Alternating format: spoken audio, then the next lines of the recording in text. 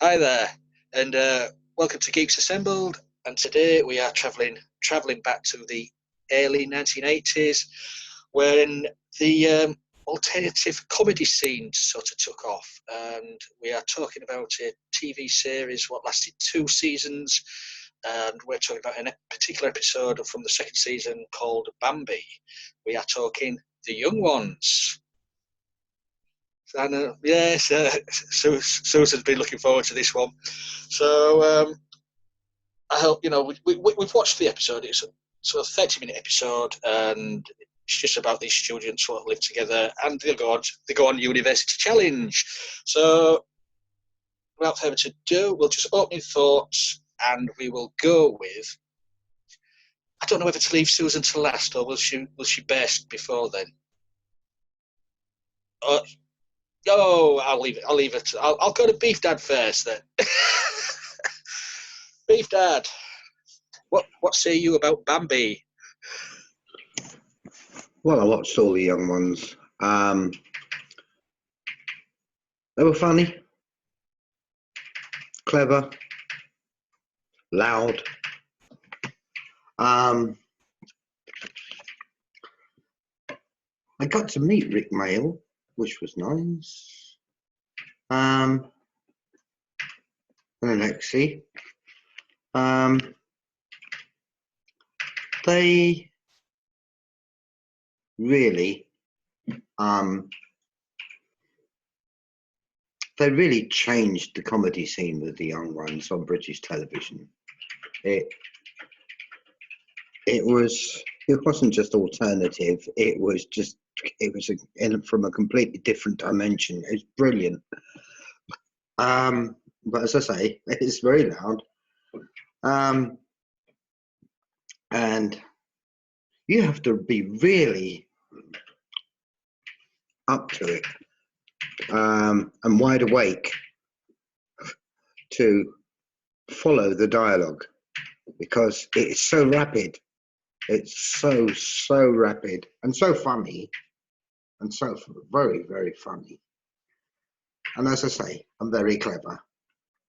And every now and then they used to do an animation bit. Normally, as far as I can remember, it was a hamster before. This time it was a sock. Brilliant. And yeah, they were just an incredible combination, a lot of them. They were all so talented and so funny. And their timing was absolute comedy genius. That's it. Well, that's the opening thoughts from Beef Dad. Yeah, I agree with you there. Yes, it's everything you said totally. Craig, what's your take on Bambi? We're not talking Disney here. Well, this was like the first time that I'd seen one of their episodes like properly, and when it first started, I was like, "What the hell is going on?" But then I think when it got to the sock part at the laundrette, and then there was a bit with Alexi Sale, it sort of all clicked and it all came together. And then I realised it's like genius. It's just genius writing. And my favourite bit was Alexi Sale on the train as the train driver. It was just, he was really annoying in Revelation of Daleks as well, but it was just, I don't know who wrote it, but it is genius writing. So, and then I thought of Bottom, and I can now I get it. Now I get Bottom even more. But I don't know where the hippies went. Because Dave Hedgehog's in Bottom, but the hippie's just not around. I would have liked to have seen more of him. Neil with the long hair. But yeah, it was. I really enjoyed it, and it took me a while. I was a bit slow on the uptake, but I got there in the end. Oh, brilliant! And straight from Craig's mouth, he gets Bottom more now. So moving on to Kevin. I don't know if you've ever seen the young ones before. Well, I've seen a little bit on Dutch television. Right. I don't know if the humour comes across. Well, I understand English humor, so. Oh, no. And I had a dramatic week, so I could use some light humor, and it worked for me. So I had to laugh at the end when that guy with with all those spikes, he gets his pen, and underneath it he's wiping out those other contestants. Oh, I was laughing. I was really laughing, and. Yeah, and I thought first when I saw that in the chat, I was like, well, are we going to see Bambi from Disney? That's what the first thing I thought of, but it was the young one. So, I really enjoyed it. So, 8 out of 10 for this episode. Yeah. Already. He's jumping the gun already.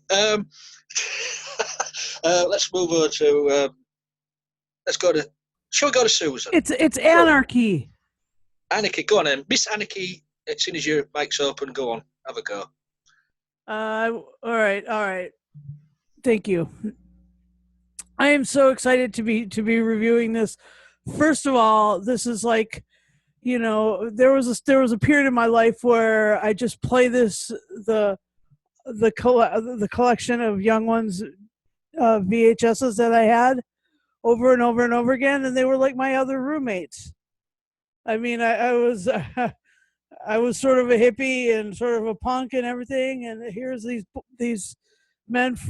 blokes from England who were like perfectly suited to be my roommates. Anyway, so that was one of the cool things, and this one was funny because there was this understatement or understanding that Bambi was the same Bambi that was in Disney and also in a Baby Sham commercial. And they were like, and the joke was, do they really make it out of babies? I mean, like the humor is like biting. It's like razor sharp. They make fun of each other. They make fun of Rick mostly, but this episode they were making fun of Vyvyan because he not only loses his head, but he has socks that refuse to be washed. And then Vyvyan came back and said, "Ooh, I've got all Felicity Kendall's underthings," and the washing machine goes whoa and opens the door and it's like ooh. And anyway, I just love the Young Ones. I love the Young Ones. They were my roommates, and I love the Young Ones. But I didn't actually really meet them. Our beef dad met all of them, including Aid Edmondson, right? Yeah, everybody, every single one of them. So like, that's just not even fair. I was born in the wrong country or something. Anyway, here you are. Here's Alex. Okay. Almost Alexi.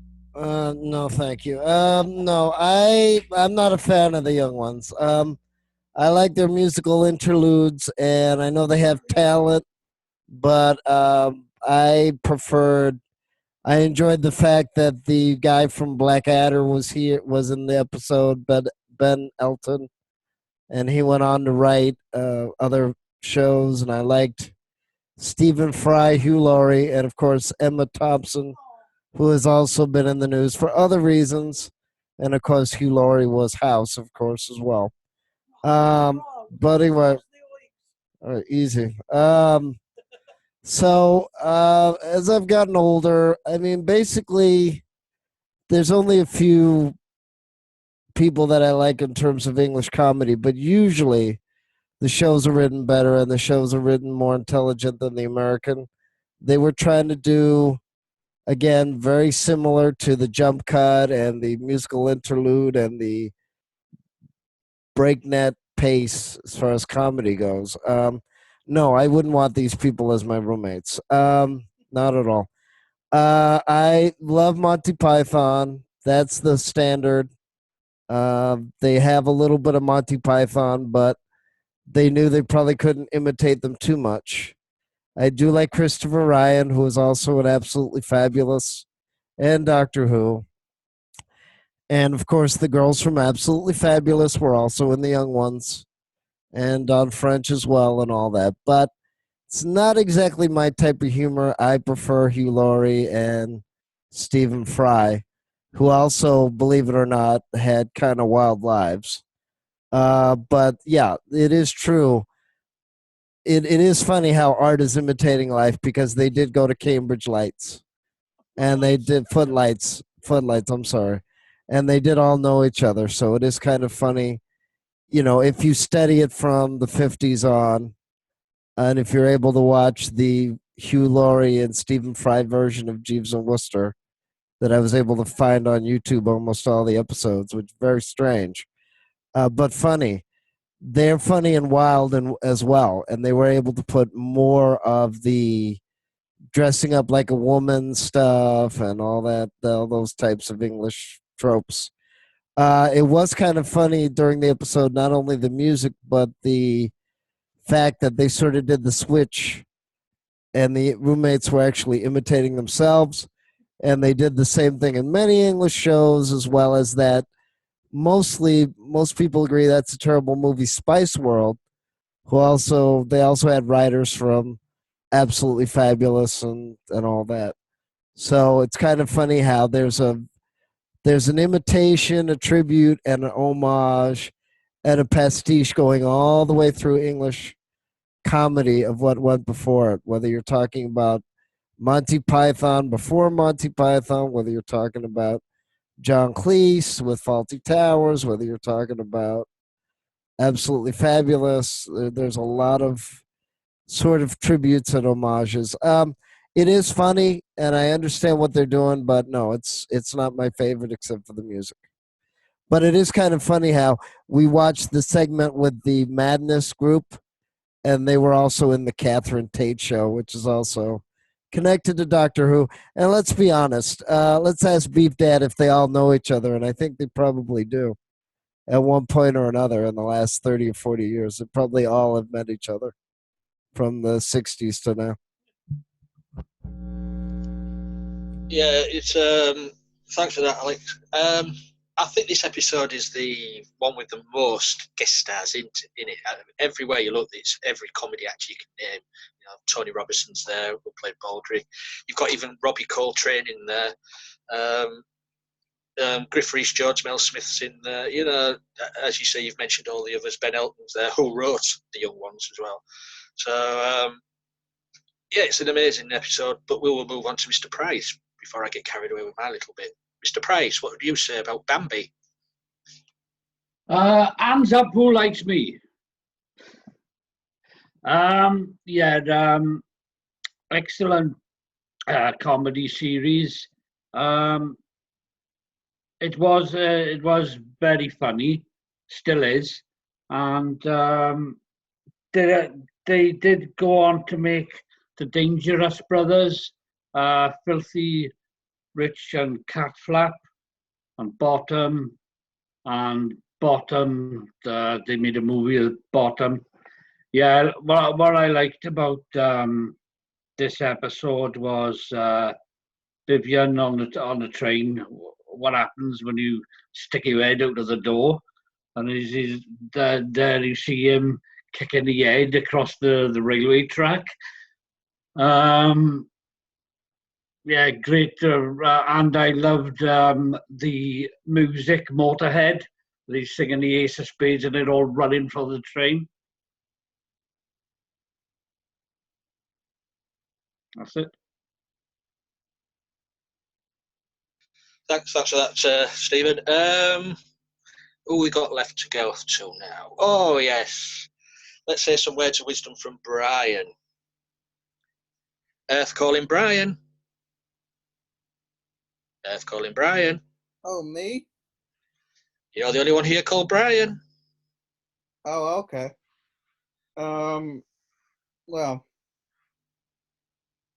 the young ones. The young ones, the young ones, the young ones. But I thought of the young ones.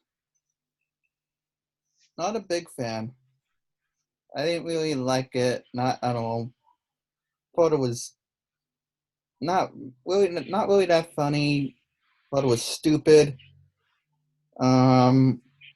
just a bizarre waste of an episode, waste of a show.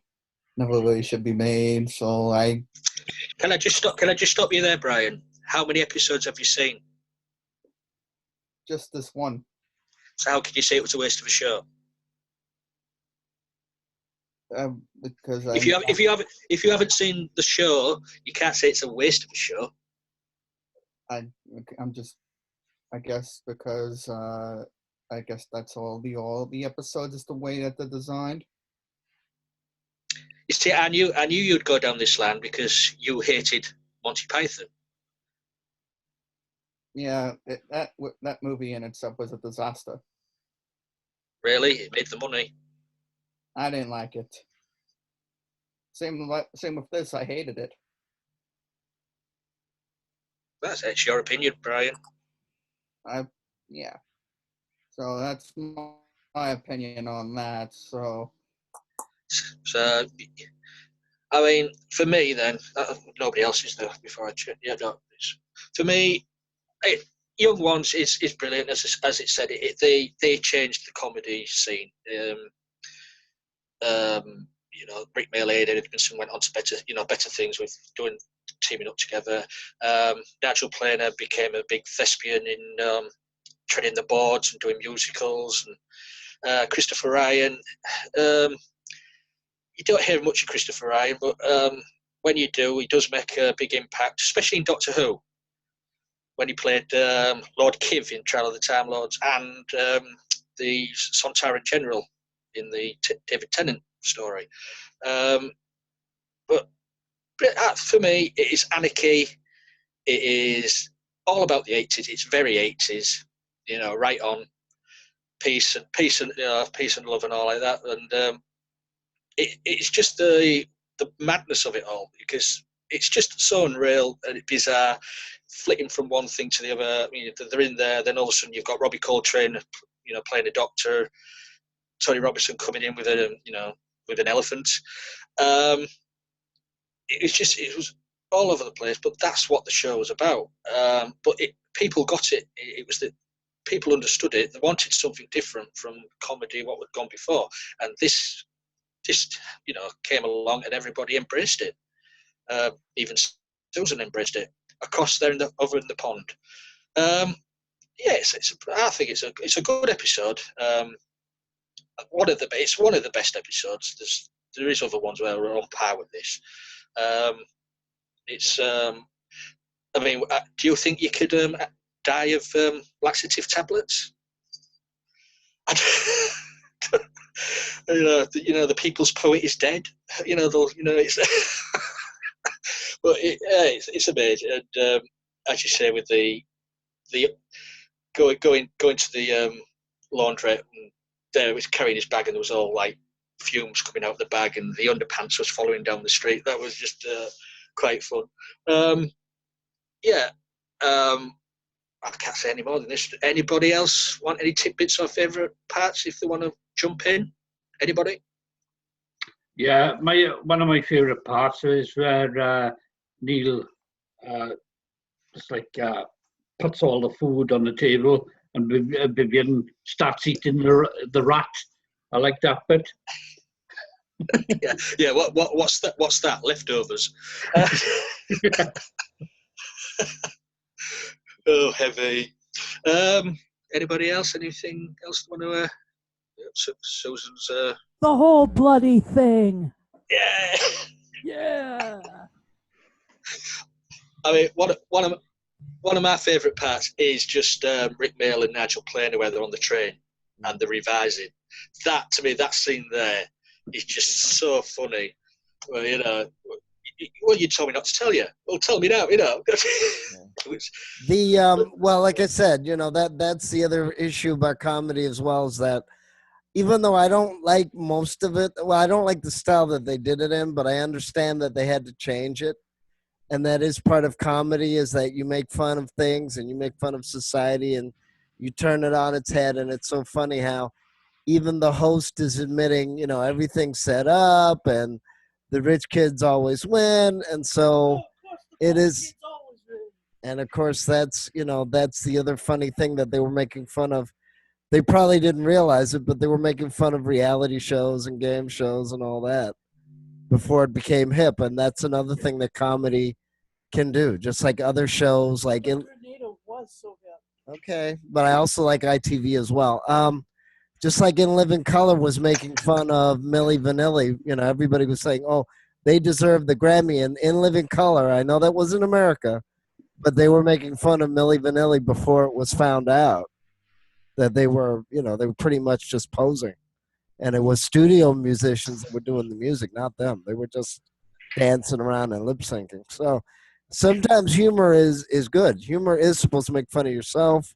It's supposed to make fun of history. It's supposed to make fun of figures and all that. And Young Ones is also a little bit cartoonish. All of a sudden, when Lee started talking, all of a sudden I started thinking of Ren and Stimpy. And maybe they were actually imitating the Young Ones without realizing it. Or maybe they did realize it. But I prefer the music. I like their musical interludes and the groups that they get.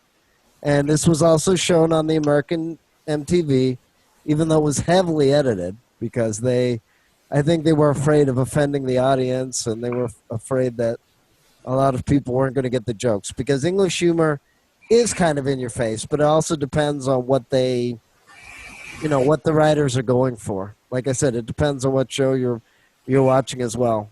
Jeeves and Wooster had a different type of humor, even though they had musical interludes as well, but it wasn't rock because that wasn't the time period.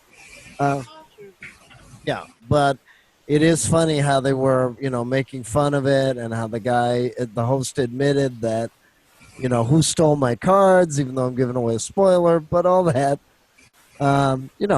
It is funny. But like I said, humor is always dependent on if you get the joke, what they're making fun of, what they're rebelling against. It all depends on the writing and the situation that they're setting up. Everybody's had a pet ferret called Bacon Sandwich as well, haven't they? So, which looks like a pig. But anybody else? You know that the guy with the studs on his head? Yes, Ed Edmondson. Is that what they used to wear back then on their head? Like, are you allowed to wear that? If someone did that to themselves now, is that allowed?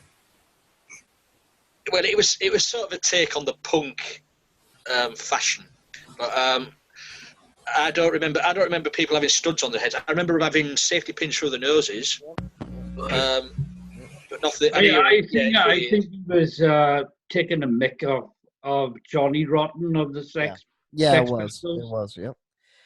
Well, the funny thing is, guys, that I bump into people from Boston that are still trying to do that, and they go, "Oh, aren't we original?" I said, "No, I'm sorry. As usual, England did it first, and America's stealing it as usual."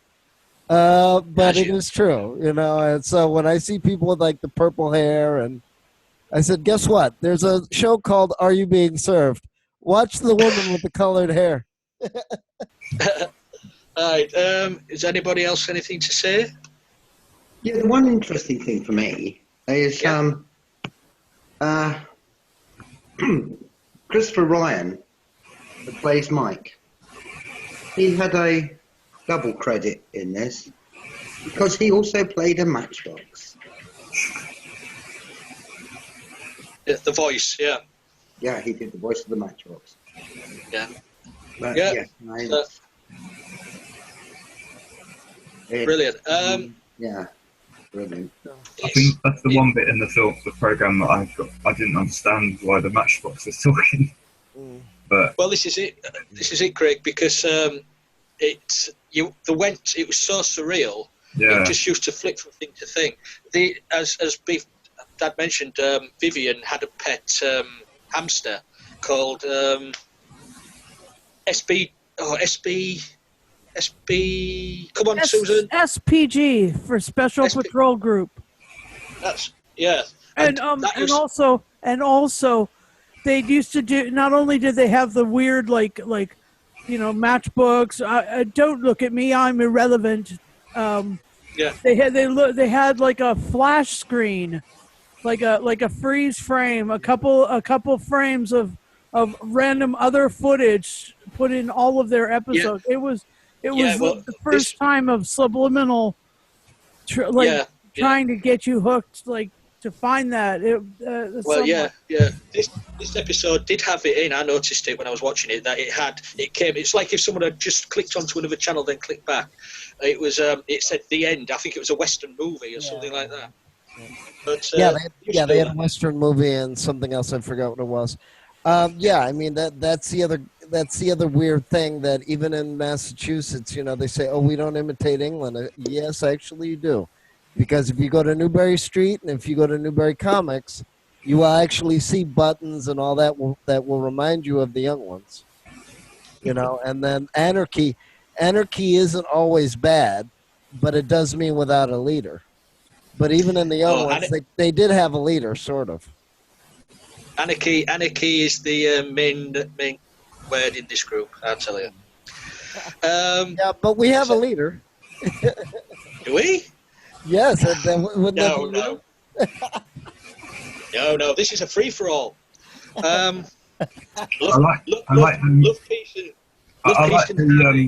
like the music video part. I thought it went really well with the episode. It didn't feel out of place or like it just. Yeah. They're just there in their living room. Unfortunately, he died in the last year. Lemmy, Motorhead. Each week they used to have a different musical act as an interlude, and it was the acts of the day back then.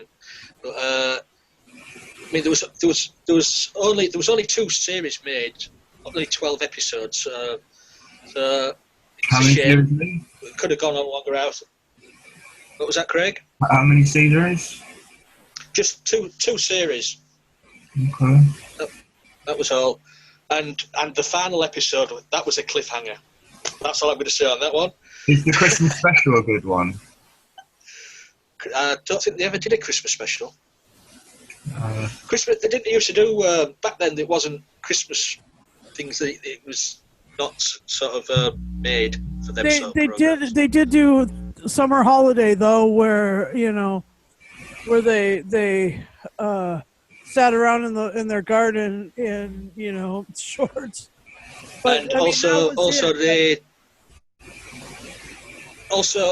they recorded the first Comic Relief single back in 1986 with Cliff Richard. I don't know if this was shown on Amazon, but I know it was shown on Hulu. I know it was shown on MTV before they had the internet. It has been played. It's just, I don't know. I think it was probably pretty heavily edited because that's where I got my VHS. Yeah, because they probably were afraid that a lot of people, wouldn't understand the humor. But much like Faulty Towers, a little bit goes a long way, and it's still talked about to this day. And I know a lot of people that don't like British shows, but they love Faulty Towers and they love the young ones. So that might be another testament as well that even people that claim that they don't want to watch British television know about those 2 shows. Well, thanks for that, Alex. Is anybody else got anything to say before we go to final say and scores? I did manage to see Rick Mayall live on stage in 1997 and 1998. Brilliant one-man show. I saw Rick Mayall and Ed Edmondson 3 times live on stage. When they were doing the bottom toes. Oh, right. They were brilliant. Yeah. Okay. Well, there's no avoiding this, and I'm not talking about my chopper. We are going to final say and final score. Craig, seeing as you're making a lot of noise, what's your final say and score? I'm going to score it 8.5. Brilliant. Straight to the point. Kevin? And 8 out of 10. 8 out of 10. We'll go to Stephen. 10 out of 10 for me. Brilliant. Beef Very Dad. funny, very funny. I could watch it again. I agree with that. Beef Dad, what's your say? Extremely funny. The start of a whole new era in comedy. Basically, they took over where Benny Hill left off, and just took it further. Excellent, brilliantly done, brilliantly written, superbly performed. Really, really. I mean, like the characters, I hate them. The performances were just absolutely superb and completely brilliant. And even though I've got to be almost 100 years old now, it still makes me laugh. So, yeah, 10 out of 10 for me. Thank you, Beef Dad. Susan and Alex. What's your Well, final I'm going to give it a 10 out of 10, a solid gold 10 out of 10. Wrapped in the British flag, 10 out of 10. Studded with gold stars, 10 out of 10. I just love it. Well, as I said, I'm not really a fan of the young ones. But considering that this was made in 1980, when did the young ones come out? 82, the first series, 84, the last series. What's that? 84. 84 was that episode was from 84. Okay. Well, considering, even though I didn't like the episode overall, considering it was made in 84, considering the wonderful guest star cast, and considering the game show, and the musical guest, which is Motorhead, which is, we all know. Come on. Even the people that don't like heavy metal know who they are. I mean, you pretty much brings it up to a 9, just for star power alone. And the fact that, as Mr. Lee would say, it's not politically correct, and that's the whole point of the young ones. They're not politically correct, and you better like it, and if you don't, well, bury yourself in the floor or the ceiling. Who cares? Good on you. Who we got? Oh, Brian. Let me guess.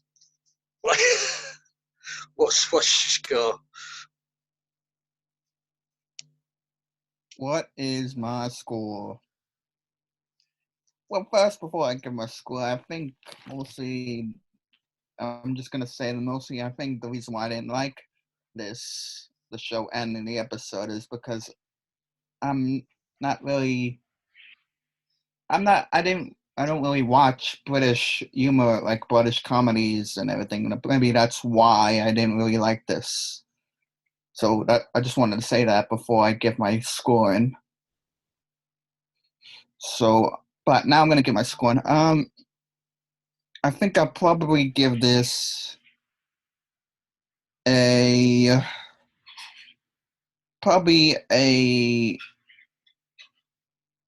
give it a 2 out of 10. A 2 out of 10. For me, this team brought slapstick back. From the good old days of the Laurel Hardy and stuff like that. They brought it back, screaming back into the 80s slapstick, and I love them for that. Rick Mail sorely missed. He died too young, in my opinion. But we have to go on. We've got all the videos we could still rewatch and laugh again. So for me, it is a brilliant episode from the young ones. Bambi, it gets a 10 from me. I love it. Anarchy all the way. Anarchy in the UK. So on that note, I would just like to thank you guys here and Brian for turning up and watching this episode, and Susan enjoying it. Vegetable rights and peace. Yes. And we know who's got the world's stickiest bogey. But you've put me off track now. Oh yeah, please comment below. Let us know what you thought of this episode. What you thought of this cast. Give us a thumbs up or a thumbs down. You know, we're not really bothered. We're just happy being here. It keeps us off the streets.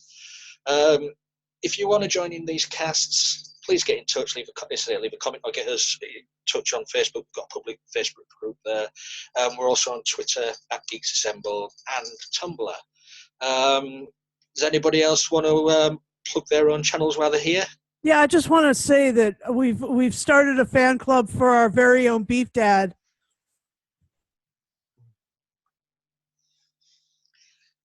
Woo, woo, woo. Yes, Beef Dad rules. Look at his face. We love our Beef Dad. He'll be signing signed photos and sending them off very soon. Mr. Beef Dad, sir, didn't you meet all of them, or you didn't meet all of them?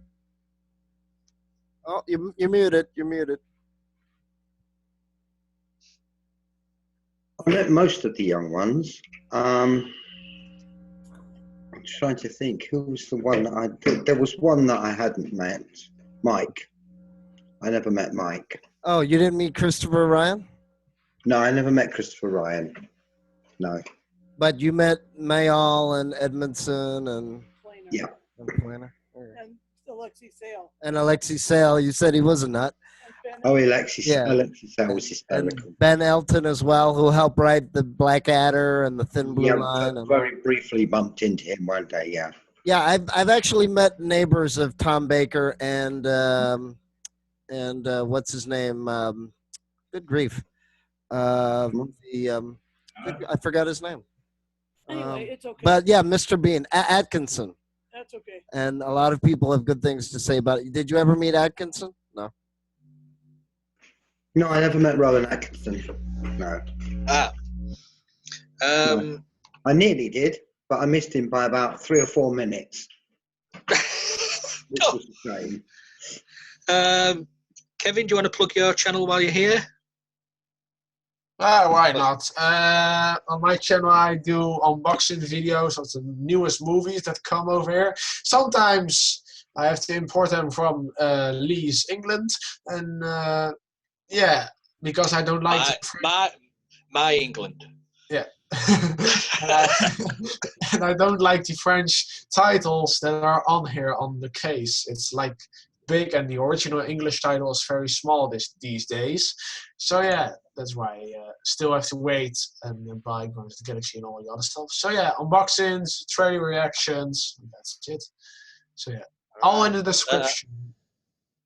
Yeah, well, yeah, and Craig, he's on to new adventures. He's having a new adventure. Is Craig with what he's got planned? So do you want to let us know?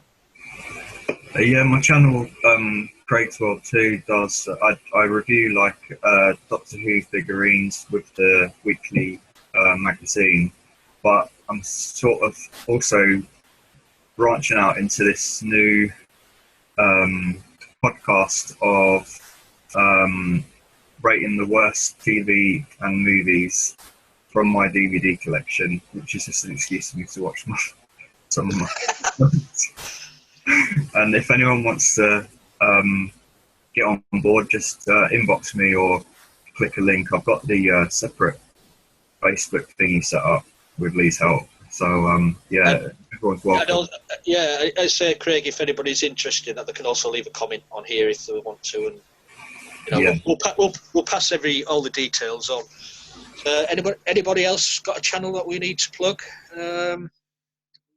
Right, I think that's it then. I think, yeah. So, on that note, I think it is time for us to say goodbye, farewell, auf Wiedersehen, au revoir, and until next time,